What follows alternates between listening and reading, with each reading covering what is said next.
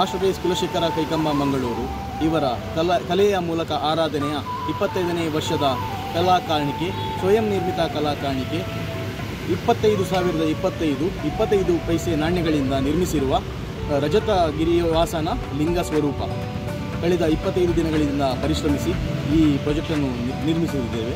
ಕುಲಶೇಖರದ ಶಕ್ತಿ ಗಣೇಶನ ಶೋಭಾಯಾತ್ರೆಯ ಸುಸಂದರ್ಭದಲ್ಲಿ ಹಾಗೂ ಬಿಕರ್ನಕಟ್ಟೆಯ ಸಿದ್ಧಿವಿನಾಯಕನ ಶೋಭಾಯಾತ್ರೆಯ ಸುಸಂದರ್ಭದಲ್ಲಿ. ಸರ್, ಈ ಹಿಂದೆ ಏನಾದರೂ ವಿಶೇಷವಾಗಿ ಮಾಡ್ತಾ ಇದ್ದೀರಾ? ಕಳೆದ 24 ವರ್ಷಗಳಿಂದ ಇನ್ನಿತರ ಪ್ರಾಜೆಕ್ಟ್ಗಳನ್ನು ಮಾಡಿ ಬಂದಿರುವ ನಾವು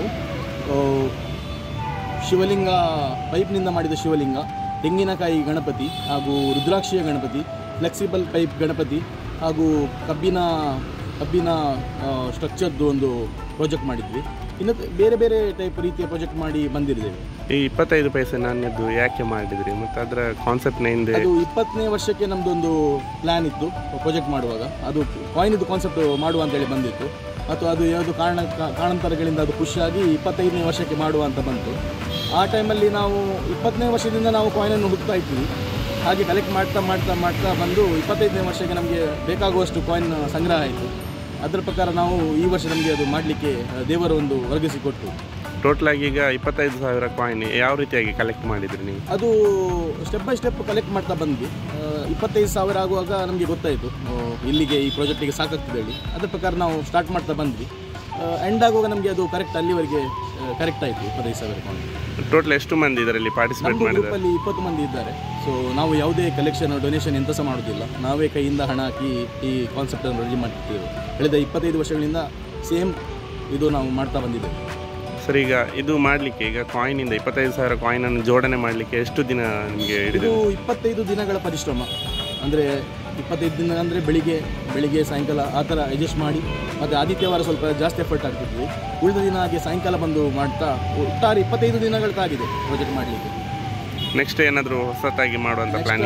26ನೇ ವರ್ಷ, ಅದಕ್ಕೆ ನಾವು ಅದೇ ಈ ಚೌತಿ ಆದ್ನ ನೆಕ್ಸ್ಟ್ ಹತ್ತಿರ ಬರುವಾಗ ನಾವು ಇನ್ನೊಂದು ಮೀಟಿಂಗ್ ಮಾಡಿ ಯಾವುದು ಕಾನ್ಸೆಪ್ಟ್ ಬರ್ತದೆ ಅದರ ಪ್ರಕಾರ ಡಿಸ್ಕಸ್ ಮಾಡಿ ಬೆಸ್ಟನ್ನು ಸೆಲೆಕ್ಟ್ ಮಾಡಿ ನಾವು ಫೈನಲೈಸ್ ಮಾಡಿ ಪ್ರಾಜೆಕ್ಟ್ ಮಾಡ್ತೀವಿ.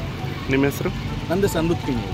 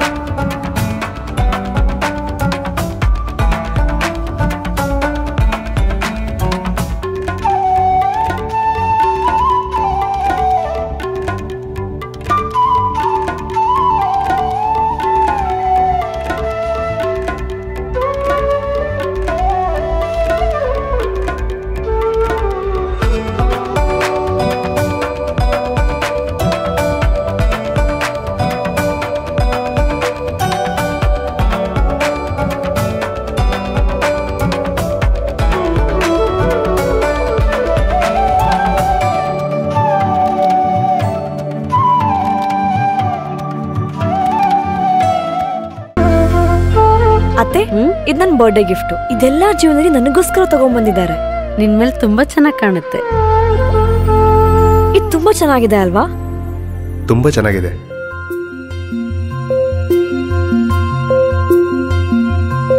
It will look really good on you. Amma? Huh? Mother is always son's first love.